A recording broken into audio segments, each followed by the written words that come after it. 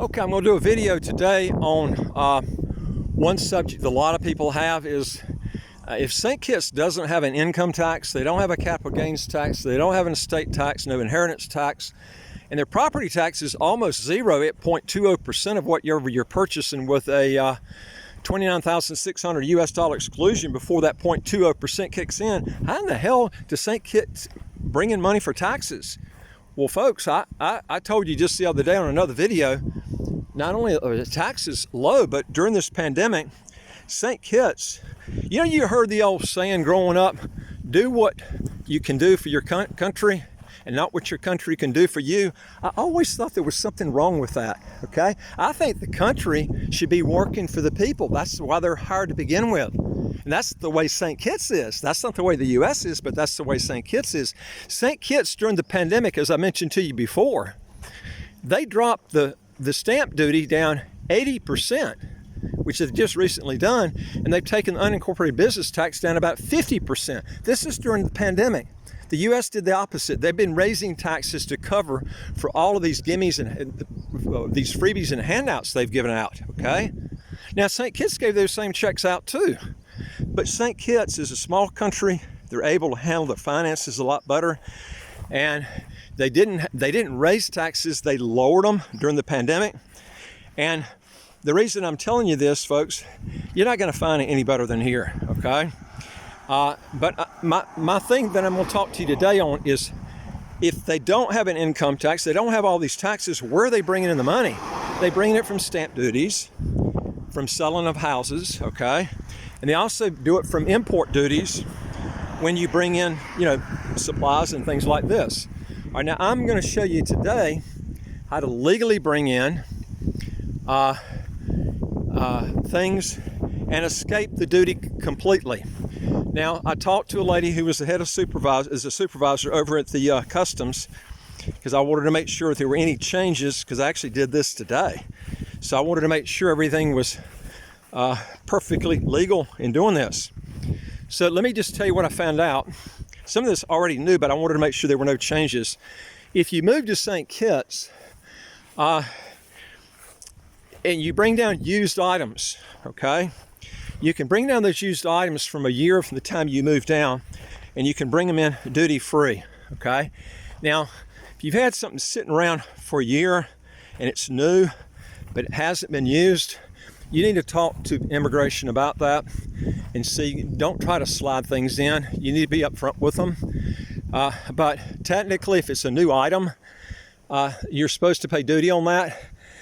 You need to talk with someone as you're bringing the item. They're not real strict on that, but you need to be upfront with them when you do that. All right, so if you want to avoid duty, bring in your old stuff. If you buy new stuff, you're going to have to pay duty on it, unless you're buying a citizenship by investment property and the furniture is used for that item, then everything is duty-free for that. But there is a time period on doing that. So I believe it's 6 months. I forgot, it used to be 6 months on that. I don't know if that's changed. You can check at the time you come down here. If you're buying a citizenship by investment property and it's new property, the other one is used property that I was talking about, okay? So this is, if you're gonna come down here and you want to avoid the duty, bring your stuff that's used, when you come or shortly after you come, okay? Not 4 and 5 years later, okay? So you need to do it within 1 year, the time you move down here. All right, the other thing is, this is how you avoid the duty and you do it legally, okay? The government here has a real neat relief program on duty that hovers at Christmas time in the month of December. All right, now sometimes they linger it over in January if there's a mother load of stuff coming in, as long as people maybe ordered it in December and it shows on the invoice it was ordered then. They'll extend it over to January, but don't hold me to it. They don't guarantee that. December, they do this almost every year, okay? So the way it works is you bring something in, you ship it from Amazon to Island Bargains or wherever your reshipper is in Florida. Most of these places are in Florida. And then what you do, this is a citizenship by investment unit up on the hill. If I see one of these, I'll stop and just show you that as I'm walking. So what happens is you ship it free from Amazon to Island Bargains, okay? The shipping with Amazon is free in most cases, okay? And then what you do is Island Bargains only charges you 12 US for anything that you can put in a cubic box, okay? So if you can get several items in the cubic box, fine, but around December, you're probably better off not doing that, because the way it works is whatever you've got in that cubic box that comes from Island Bargains, they're going to give you a $200 US exclusion on each box that comes in. So if everything is 200 US or under in that box, you don't pay any duty or VAT on that if it's in the month of December. Possibly in January, but I'm not going to guarantee that. The customs could change that, okay? And they could change this thing on December. I'm just telling you for right now, they've been doing this for years, okay? So what you do is you make a list of all these items that you want throughout the year on a sheet of paper, and you build it up to when December comes along. And I would probably order your stuff the last of November, because it's going to take about a month to get down here.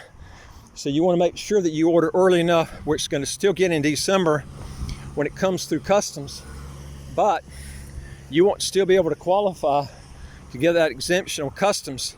And it's going to be cheaper getting multiple boxes than putting a lot of things in one package in most cases, because 12 US, which is what Island Bargains charges per box, is probably going to be a lot cheaper than the duty you're going to have to pay, which is around 50% or a little bit more on the duty and the VAT if you bring it in. And some items are a lot cheaper. They're like 20-something% if it's vitamins, drugs and stuff like this. For, you know, if you've got prescription drugs and stuff like that, it's a lot cheaper. So, and some of them are just really low. It just depends on what it is. I'm just giving you the max duty and VAT, but it varies depending on what the item is, and they check the item before the duty is actually picked up, okay? So another way you can do it too is when you come in with your bags, it's about 400 EC that you can bring in each time you come in, and that's totaling all your bags per person. So you can also, if you got a wife and kids, you can put in their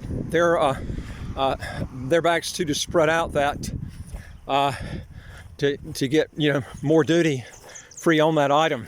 Okay, so these are ways that you can really cut back. Just make a list throughout the year, so when December comes, what you do is you have that list and you order all that stuff at one time. And I would advise you probably to do it in separate boxes when you order from Amazon.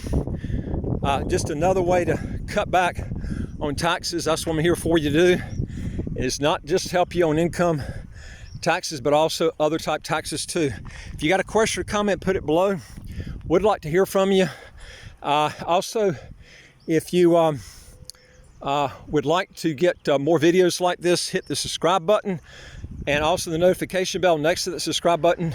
You'll get the new videos as they come out automatically. And go to our website, www.citizenshipquickly.com. Hit the top bar that says apply with us. Fill out the questions. Hit the bottom bar that says send it to us. We deal with high net worth people. You need to be making at least $150,000 a year, and or you got a net worth of at least 1 million US. Be glad to work with you. And I'll look forward to talking to you on the next video. Take care.